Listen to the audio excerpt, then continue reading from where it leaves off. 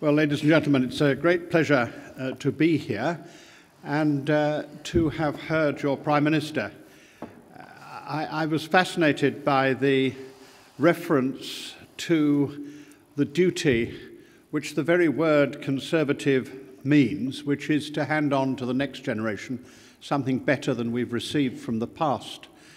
Of course, as chairman of the Climate Change Committee in Britain, I am entirely independent of party politics, but 40 years as a Conservative Member of Parliament makes it hard to change. And I also am very pleased to have been welcomed so charmingly. The first connection with Norway I had involved a sentence which no one has repeated since I have been here again. Those who remember, I was attacked for daring to discuss the issue of whaling. That is always one thing which I have not discussed ever since. But I like particularly the idea of a green and blue Oslo. Your introduction from the Mayor is a very important reference, and I want to start there. The problem with climate change is that we so often talk about it in highfalutin ways, and we don't start where people are. If you look at the situation in the United Kingdom, the floods which have just taken place, the worst downfall of rain that we've had in all our recorded history, which is now very nearly 300 years, that did more to remind people of the concerns than all the speeches in the world, because it affected them. The picture of ministers vying with each other to put their Wellingtons on to go out and see what was happening. There were very often more ministers than there were helpers, it seemed to me. There they all were doing that. Why? Because the public recognized that what had been said was now a reality in their own lives. So what I believe we should start with is recognizing that first, climate change must be interpreted and presented in ways which people understand and which affect their lives. And the second thing we have to do is to disentangle this very dangerous mix which says, how can you grow and still fight climate change? Human beings need to grow. Cardinal Newman once said, growth is the only evidence of life. We know of no society where growth and change can be excluded and the people be happy. If you think about totalitarian regimes, what is the thing that you noticed most? It is that it doesn't change. I once went to Cuba and saw the floor show, and it was stuck in the 1960s, where the floor show in the nightclub was exactly like the Americans had left it. 40 years later, they were still restitching those gowns because they'd moved on not at all. That is a society which does not bring the best out of its population. That's the society that doesn't give hope and chance and opportunity. And therefore, we must recognize that in combating climate change, we have at the same time to allow our people and our societies to grow. There are not limits to growth, but there are very clear limits to unsustainable growth. And it is the reinterpretation of growth which is key to dealing with climate change. What we need to do is to be able to use the technology of which the Prime Minister mentioned, the technology of today, to make it possible for us to do more with less. And that means, thirdly, we have to recognize that the battle against climate change is actually part of a much wider battle. We will have, by the mid-2030, we will have something like 9 billion people on the planet. and there will be 1.5 billion more middle-class people able to make choices, no longer on subsistence, demanding the same kind of life as they've seen on the television that are happening elsewhere in the world. And the television and the internet means that there's no longer a possibility of some bits of the world operating in one way and other bits in another. We are, in a true way, one world. We've always been one world theologically. We are now one world actually. We can't avoid it any longer. And that is what modern technology means. And if we're going to feed, clothe, and house those 9 billion human beings, then we've got to find a way of using our resources more sensibly. Not just our energy resources, but all our resources. We have to do more with less, and we have to do that not just because of climate change, but because of the fact of our population growth. And so when people say to me, well, I don't really believe in climate change, I say, you don't need to believe in climate change. It's not necessary. Because the fact is that what we have to do to combat climate change, we have to do anyway. There is no future for the world unless we find a way of living at a cost which we can pay. As Friends of the Earth said, we are living as if we had 3 planets, and we only have one. And it is that we have to recognize when dealing with climate change. And the fourth thing seems to me to be clear. It is that even if you don't believe in climate change or you have doubts, the truth is the risk is very clear. I'm almost prepared, even in front of the Prime Minister, I'd like to ask every homeowner in this room who does not insure their house against fire to put their hands up. Is there a homeowner who does not insure his or her house against fire? Not one. And if I take the British figures, that means you spend at least £150 a year insuring yourself against something which has a 98.2% chance of not happening. And I am asking you to insure yourself against something which has a 95% chance of happening. And that's where the risk comes in. The concept of risk is that even if you don't believe it, even if you're one of those small number of people who still don't accept the science, you have to accept that almost every scientist who knows about the subject tells you that this risk is real, and insofar as scientists will ever tell you, it's certain. And yet we moan about a cost which is actually not unadjacent in Britain to the cost of insuring your home against fire. I think the Climate Change Committee works out that our measures, which the government has taken on, cost each family in Britain, normal family on the usual tariffs, about £100 a year, less than they are paying in their fire assurance. And it's a crucial part of what we should be doing. But insurance always demands a long-term approach. Most of us have paid our insurance premium year in, year out. After you've done it for 40 years, you begin to think, perhaps I could have got away without it. But you have to go on doing it, and you have to know that you go on doing it. And so it is crucially important that our policies for climate change are permanent and are cross-party and are consensual.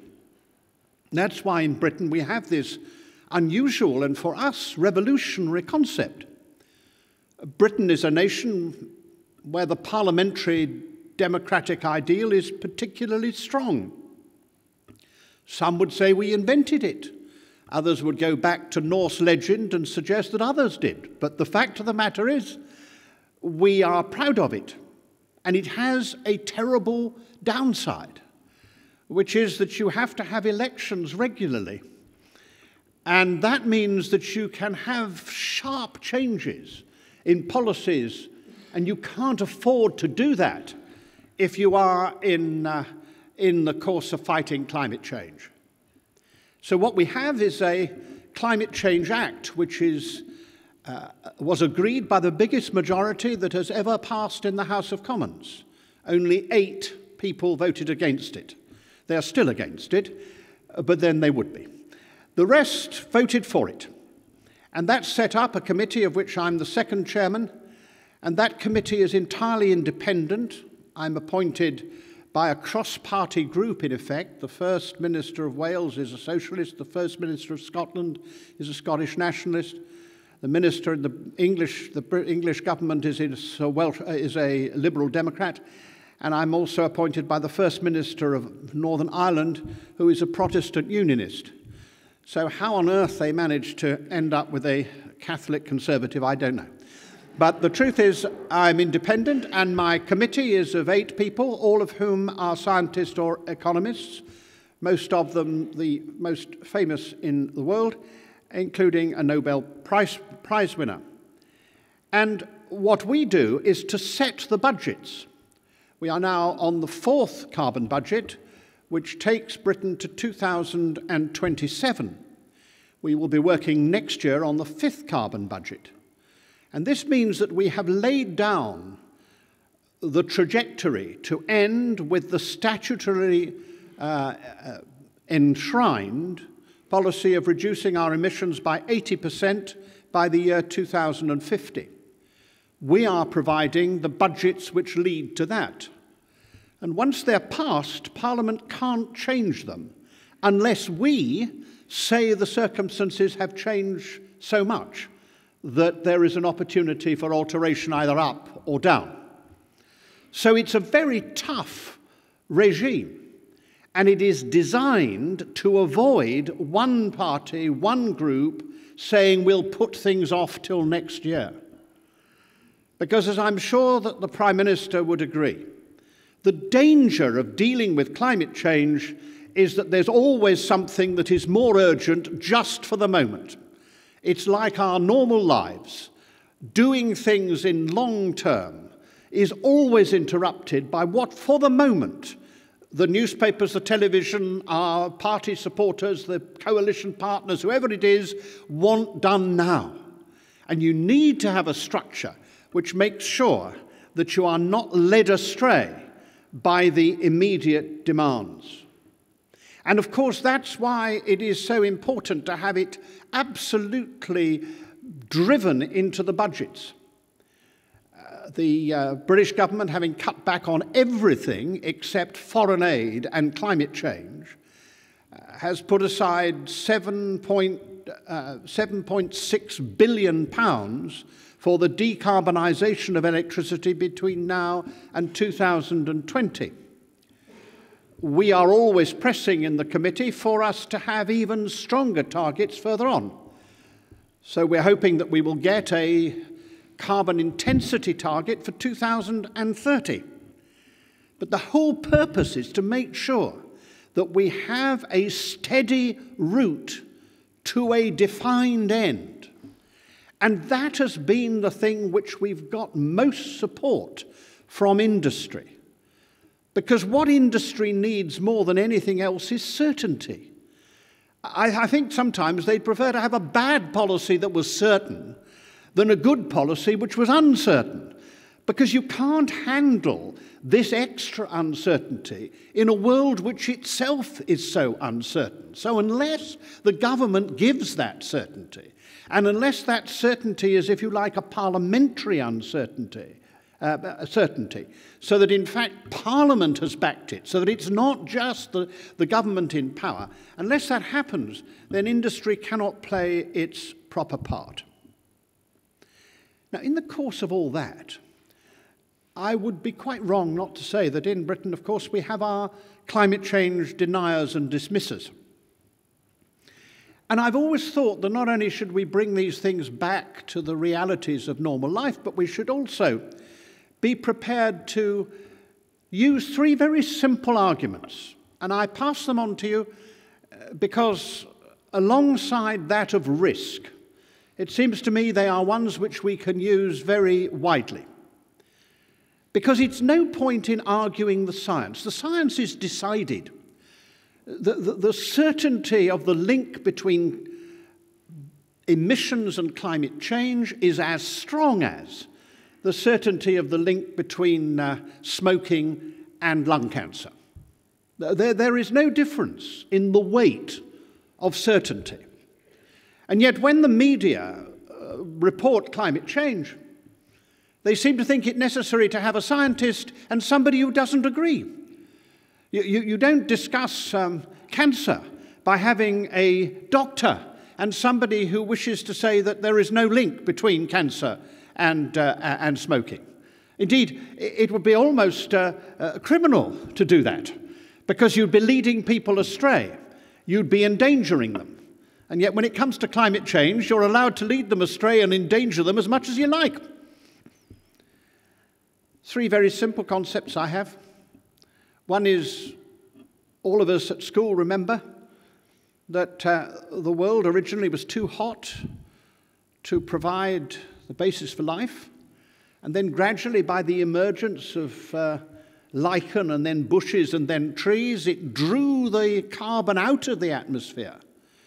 And then we learnt that it was laid down, and those trees turned into coal and oil. Over the last 150 years, we've been doing exactly the reverse. So it wouldn't be surprising, would it be, if exactly the reverse happened? That if you drew it out, when you put it back in, then the heat returned. And the second thing is so simple. We've looked for many, many centuries at the stars. We've learnt for billions of other worlds. But we have not yet found a single one which maintains life as this one does. Perhaps we will, but we haven't. That does suggest, at least, that the balance which enables us to live is fragile, unusual, peculiar, and therefore we ought to be a bit careful with it. Just simply the need to care. And lastly, if I invent a new medicine and I go to the Medicines Authority and say, I've got this frightfully good new medicine and it's going to cure diabetes, and the medicine authorities will say, well, that's a jolly good idea. Show me the tests that it's safe. And I say, oh, I don't need to test whether it's safe. You've got to test that it's unsafe. Well, I'd be thrown out. And yet that is precisely what the climate deniers are asking us. They are saying, we have got to prove that putting absolutely unparalleled amounts of CO2 and other greenhouse gases in the atmosphere is unsafe. The boot is on the wrong foot. They have to prove that it's safe to do something that we've never done before, and which, when you go down into the ice for 800,000 years, you find means that this is a period which has never happened before. We've never had 150 years in which the world has warmed up so quickly, and the carbon in the atmosphere has been so considerable. So the argument is over. And the trouble with the moment we're in is that we have to take responsibility for the knowledge we have. I'd like to remind you of the first books of Genesis. The myth of Adam and Eve has within it a very important lesson for ourselves today. Once, and as it's the beginning of Lent, some people have heard this lesson this very week. Once Adam and Eve knew they could no longer be innocent. Once they knew, the world changed. Once they knew, they couldn't remain in the garden. And that's our problem. If we didn't know, we wouldn't have to act. But if we do know, it is utterly irresponsible, wholly inhuman, not to act on the knowledge we have. When I was doing my work in preparation for the Climate Change Committee, my eldest son was finishing his book on the Black Death, that terrible scourge that went throughout Europe and killed 1 in 3 of the population. And like any father, it was my job to read each chapter as it came off the computer. And doing the two together brought home to me this central issue, that there they were in medieval times, assaulted in this appalling way, and they didn't know why. They had no responsibility, and what they decided to do was entirely wrong. They all went on pilgrimages and got together and went to churches and gave it to each other. They had no idea what it was which had attacked them, and they called it an act of God. Now we have something which could do precisely that to us. The difference is that we know. And because we know, we have to act. We have no right to stand aside and say something somewhere will turn up. I was Minister of Agriculture before being Secretary of State for the Environment, and when I was the Deputy Minister of Agriculture earlier, I was responsible for the sea defences. And we had one of those meetings to talk about whether we should change the rules about the sea defences. And my civil servants surrounded me, and the very senior one said to me in a beautifully clipped accent, he said, "Well, Minister, we've looked at all the facts, and I'm pleased to say that there is no need to extend the parameters or raise the sea defences as we build new ones." And a young man from the corner said, "Well, that is, Minister, if you don't believe in global warming," because that's what we called it back in 1986. And I said to this young man, "Well, I do believe in global warming, and therefore I want to take the rise in sea levels seriously." And the senior civil servant said, "Oh, well, that's a very brave view." I'm sure all the ministers here know what that means. It means they don't agree. It's a very brave view, but you won't be able to do it because the Treasury will stop you. Well, I used to write Mrs. Thatcher speeches at the time, and I rang her up. Now, Mrs. Thatcher was a scientist, and she had been convinced of global warming some time before. So I rang her up, told her the story, and said, "Prime Minister, I think it absolutely necessary to do this." And a voice down the phone said, "John, there are 2 people in this government that believe in global warming, you and me. We are therefore a majority. Go ahead." Now, it would be wrong to make any comparisons, Prime Minister, but it does seem to me that your leadership is crucial, because unless everybody understands that when you know, you have to act, we will not solve this problem. And I want to end, therefore, by saying why I think Norway is so crucial. This is the 5th time I've come to Norway in the last 18 months. You've kindly invited me to speak at a whole range of conferences, both before and after your election, on these issues. Norway has a very special role in the world, which it has established over many years.